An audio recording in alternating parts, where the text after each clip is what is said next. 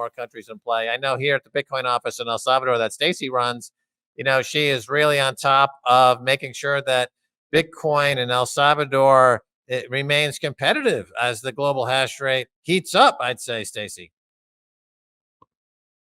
Yeah, Yeah, that's Stacey, right. tell us about that.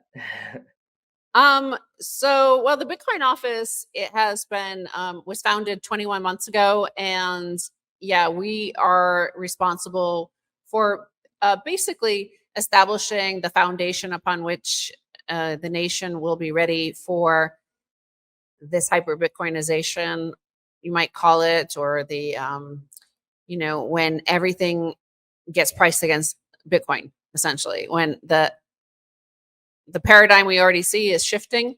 We see Wall Street massively adopting Bitcoin. We see presidential candidates in the United States fighting to see who could be the most Bitcoin. So I think El Salvador is so far ahead, and people don't understand why. I mean, okay, on one hand, you have Bhutan, which has mined a lot of Bitcoin with their massive hydropower, but we have years ahead in terms of how much we have prepared the population. So we have several, like Fibersburg, Financial Times, all of them turned their column inches that cost millions of dollars to take an ad, tens of thousands of dollars to take an ad out in the Wall Street Journal. But they were devoting many column inches to El Salvador over the course of many, many months, talking about El Salvador. And that sort of Streisand effect is suddenly people heard about El Salvador and knew about El Salvador and were, many of the articles were trying to maybe say bad things about El Salvador, but of course it interested unique people around the world, the sort of pioneers and innovators and risk takers, the people who build new countries, the people that came to El Salvador to build a new El Salvador. So I think we have, I say it's a Renaissance 2.0. Some people say, oh, it's like a Singapore 2.0 they're building there, but Singapore is just like a financial center. What we're building is something so much bigger. It's like a Rome 2.0, a Florence 2.0, an Alexandria 2.0. Like we try by policy and intent to attract the best and brightest to El Salvador, and the best and brightest, whether they're attracted to. It's important for countries to have a Bitcoin reserve, because as you head to a global Bitcoin standard, when you do trade with other countries, they will only take Bitcoin, right? So we're heading into an era where doing trade globally, countries don't want fiat money. And we already see that happening with the dollar. The dollar is being de-dollarization. De-dollarization's happening all over the world. And also Bitcoin is demonetizing gold as well. So countries don't want more gold, or they prefer Bitcoin. So you can only trade and be a part of the active global community to the extent that you have some Bitcoin in reserves.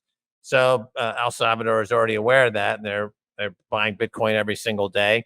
The U.S. is still wed to the dollar in really a fatal mistake that will go down in history as their comeuppance, and probably the number one reason why they didn't make it through the 21st century. And other countries and companies are waking up to the fact that we're only as relevant and as strong as the Bitcoin that we have. And that's becoming understood more every day. Yeah, no, I agree. Go ahead, Stacy. I was going to say, I also think, the U.S. naturally has. And they just walked away, and the empire collapsed. I think you see that in the U.S. right now. You see that in Europe right now. The paper money has gone down in value to the point where the military and the security people don't accept it. They don't want it. It's just not worth their time and energy. And so they will collapse. And here in El Salvador, we have the opposite. I think it also shows that important thing that I just mentioned several times is the mindset. And the mindset is that there is an opportunity, a once in a lifetime opportunity, not even just once in a lifetime. We have a once in 500 year type leader in El Salvador, and we have a once in 5,000 year sort of opportunity right now with Bitcoin. There have only been two other layer one monies, which is gold and the US Treasury. So this sort of moment in time does not happen often. There's only been two other times in in global history, human history. And here's another moment right now, and that is we're still early with Bitcoin. And if next their GDP in the next 5 years.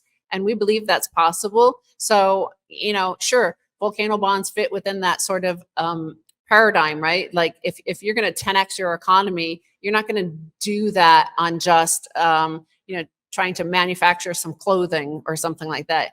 This is a high tech. It's Bitcoin, it's AI, it's being a regional tech hub or even a Latin American tech hub. I think some big things are coming, and it's you'll basically you should subscribe to President Bukele's X stream, and he'll let you know. Yeah, definitely. I mean, he's been putting out some great policies. I know that he's been very tax friendly to tech jobs that are coming down there. Now, how important do you think that is? And as two people that have been in El Salvador, what has the change been like when you've seen a bunch of places and companies start to come down to El Salvador to as you're seeing the talent sort of flood in? Right. Well, we talk about recreating kind of a Silicon Valley like environment. Creating their own environment, their own ecosystem, and we have now a second class. We've had 100 already in the early phases. It'll whittle down to like 30 by the end of the year of the super elite. But those kids are creating that sort of Silicon Valley effect. And this guy, who I didn't speak to before, he came and observed on his own. He noticed that in those like 9 months between his visits. So he saw that in those 9 months, something had changed. And what he noticed was like a tech vibe, that there was a Silicon Valley sort of vibe happening.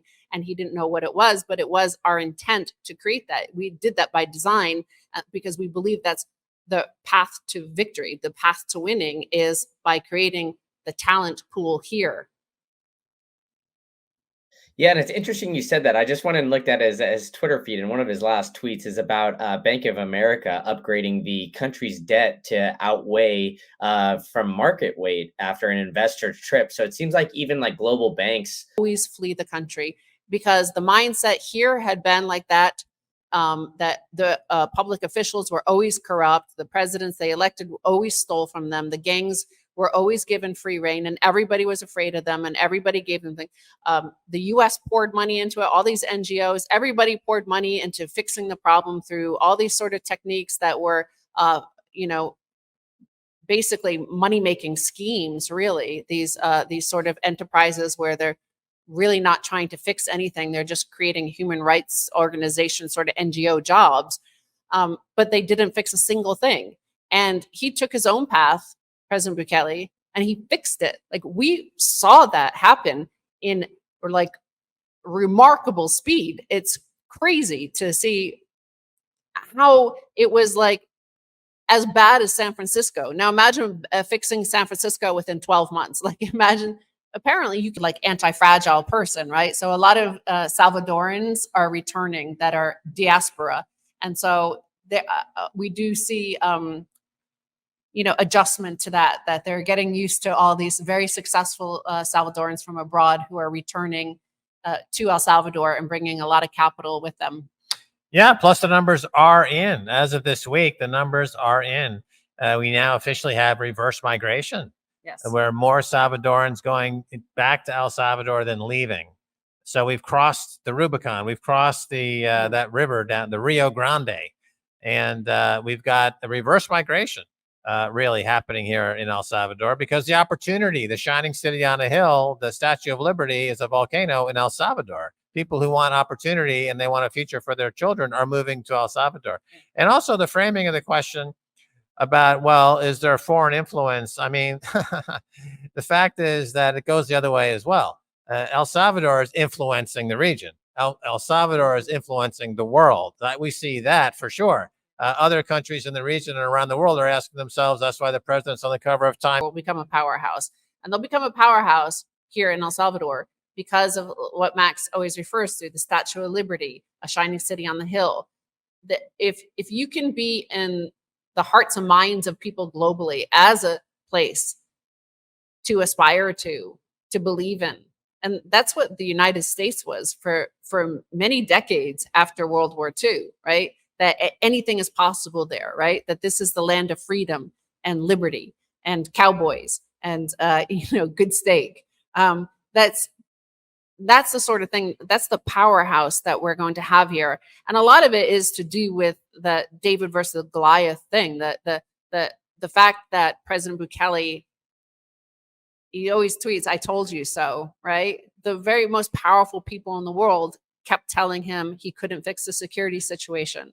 And then they told him he can't adopt Bitcoin and it's going to be a disaster and the economy is going to collapse. And he stood by. And that's so hard to, and it's powerful global institutions that are telling you that you can't do that. That's ridiculous. Nobody wants to be laughed at and mocked. Very few people do. It takes a leader to be able to withstand that, right?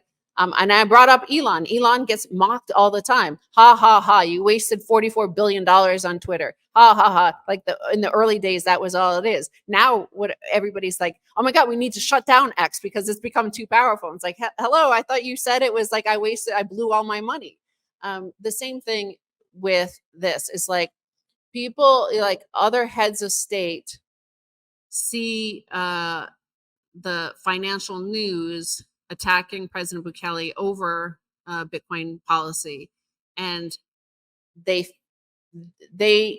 themselves don't have the domestic popularity to carry their own Congress and their population, and a lot of them more they work for those global institutions, parties. They swap back and forth. They take turns plundering the state in various ways. The U.S. does it different from here. They just plundered, took cash out and put it in their home, kind of like Senator Bob Menendez in the United States, right? Like it was a duopoly that kept everybody from having any hope or being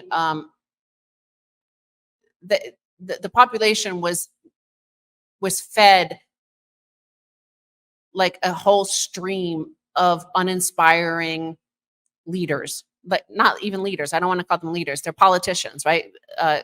Bureaucrats who ran the country into the ground. Yeah, it's kind of ironic, really, because the U.S. used to assassinate leaders in Central America while maintaining the facade of the beacon of freedom. And now the U.S. is assassinating their own leaders, and the beacon of freedom is in Central America. So there's been a complete role reversal. Yeah, and we'll look for that tournament coming up January 10th and 11th at maxandstacyinvitational.com. Also, we're opening a restaurant here called Max and Stacy Food. You can find that on X at Max and Stacy Food. Awesome stuff. Well, I'll put all that in the show notes. And then you guys will also be at Adopting Bitcoin here in El Salvador on November 15th and 16th. And you can save a little bit by using promo code Green Candle.